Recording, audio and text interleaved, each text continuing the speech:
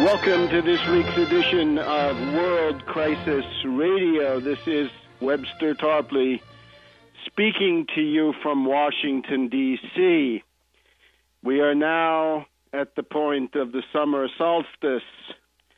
This is the point where the so-called alleged Arab Spring, in reality a wave of color revolutions, putches, destabilizations, and similar attacks. We are at the point where the Arab Spring, so-called, turns into a long, hot summer of warfare.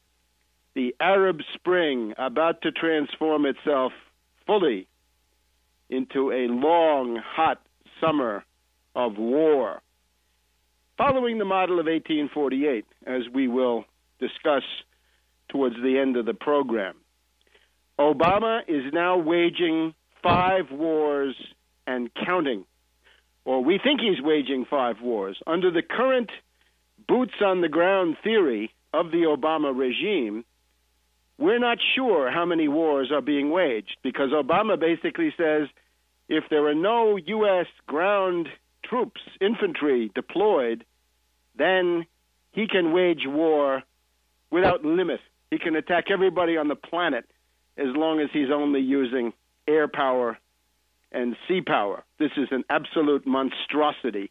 All of you out there, when I warned you 3 years ago plus, 3 years and 3 or 4 months ago, that Obama was a warmonger, a Wall Street puppet, a union buster, an arrogant elitist from the foundations, an oligarch who hated working people of any color.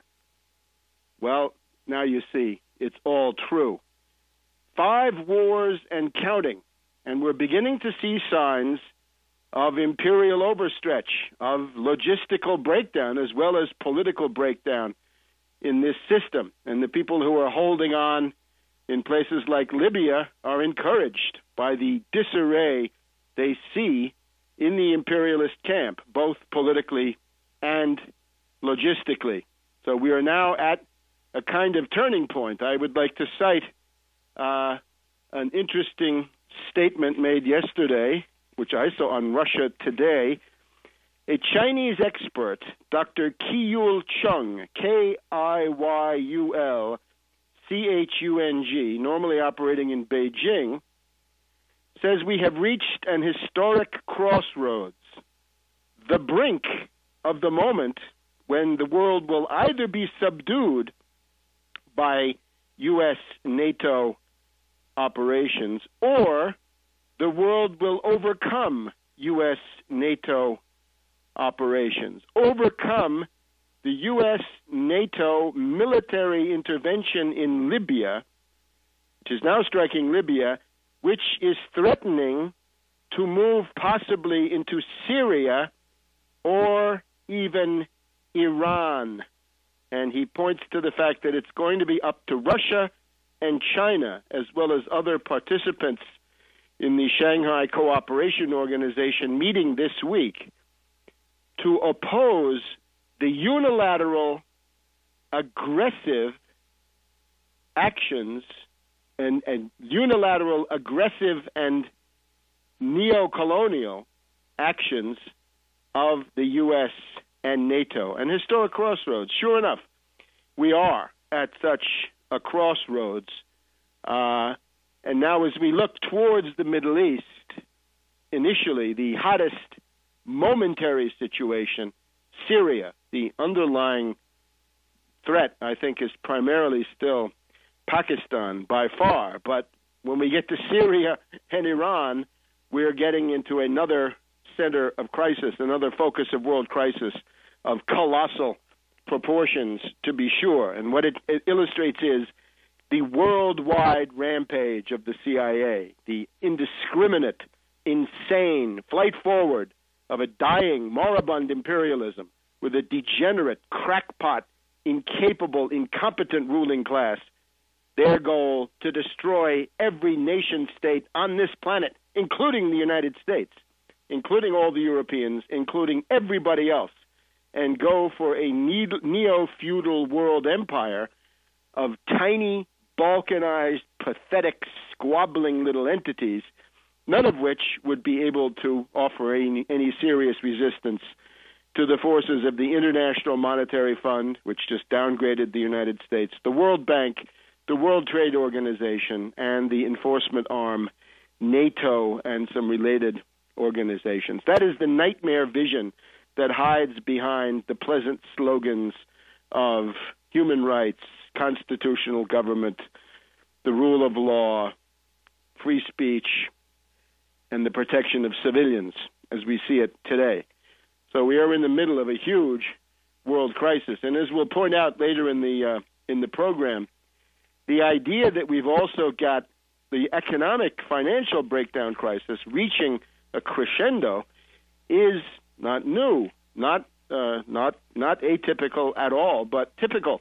We're told now that Greece, this is now the hype line coming from the hedge fund hyenas and the asset strippers, that Greece is the new Lehman Brothers. Greece is the new Lehman Brothers, but of course for Europe, for the euro, for the opposition, for the only alternative to the dollar at the moment, that the euro is going to be brought down by the speculative attack on Greece and by the bankruptcy of Greece, which is going to hit European banks, but don't look now. It's about $125 billion of credit default swaps from Wall Street that is also involved on the European banks.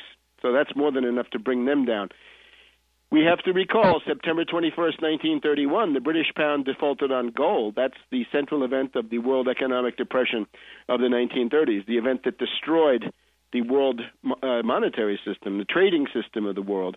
But that was linked a matter of days with the Japanese attack on China, the Mukden incident provoked by Japan then advancing into Manchuria, the creation of the puppet state of Manchukuo, starting September 18th, 1931. So you could say that's really where World War II began, because that war then became continuous. The Sino-Japanese War of the 1930s into the 1940s was the continuous precursor of World War II worldwide.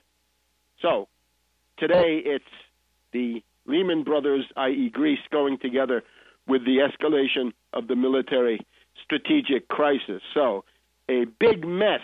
And what it shows is that the Anglo-American ruling class above all, but also other ruling classes not looking too doggone good these days, they need to be replaced by people who have some idea of economics, the American system, statecraft, the methods of Plato, Machiavelli, Leibniz, the promotion of science. That's what the broadcast is trying to promote. Now, we've got the very ominous hyping of the Syrian crisis. The CIA has chosen to send in a notorious Hollywood degenerate, Angelina Jolie, whose reported substance abuse and other squabbles in her marriage fill the supermarket tabloids from week to week, is reported to have turned up at the Turkey-Syrian border, and there's speculation rife what she's really doing there. We won't go into that. But you can see the Siamese twin relation between Hollywood and the CIA holds up once again. And what this dubious woman is doing there is anybody's guess. But you can see that there's a great desire to focus more attention on it. And we've got voices raised in the U.S. Congress that it's time to attack.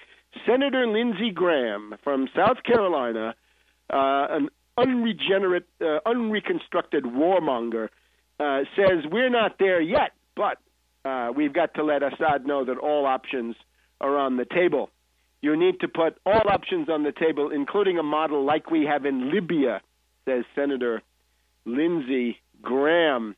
That means bombing, and we've got any number of indications that that's being prepared. Let's just take a look at the military stuff in that equation when we come back here on World Crisis Radio.